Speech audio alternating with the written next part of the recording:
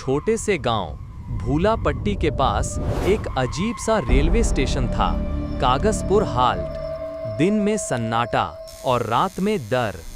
गांव में एक कहानी पीढ़ियों से चली आ रही थी।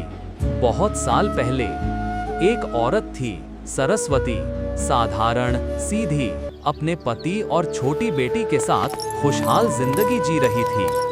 लेकिन गांव के कुछ लालची लोगों ने उसके परिवार पर झूठा इल्जाम लगा दिया और एक रात उन्हें इसी पटरी से बांध दिया गया। दूर से आती ट्रेन की हेडलाइट, सरस्वती की चीख, उसकी बेटी की रोती आवाज और फिर एक भयानक सन्नाटा।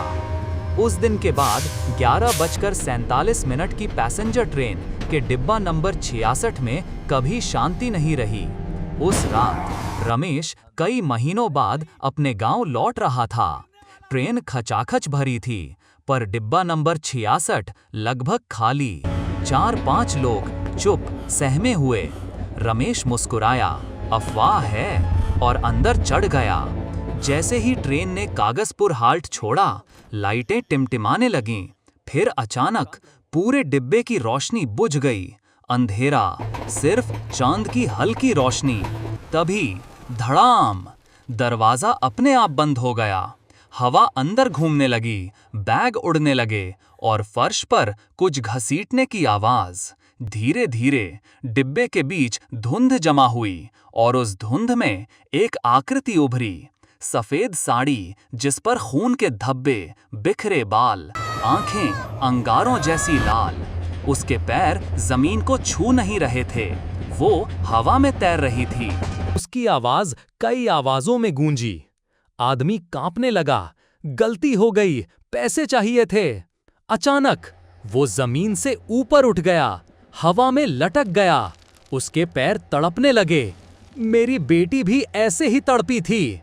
धड़ाम, वो जमीन पर जा गिरा।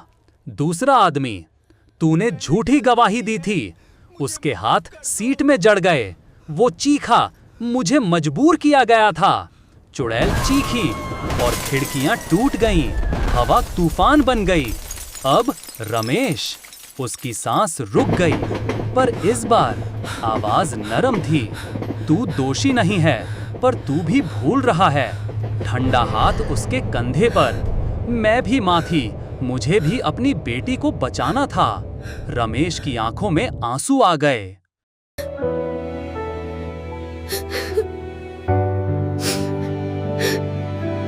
अचानक ट्रेन जोर से झटकी। आगे पटरी ढीली थी। ड्राइवर ने ब्रेक लगाए। चिंगारियां उड़ी। ट्रेन कुछ इंच पहले रुक गई। बड़ा हादसा टल गया। जब लोगों ने पीछे देखा, डिब्बा खाली था।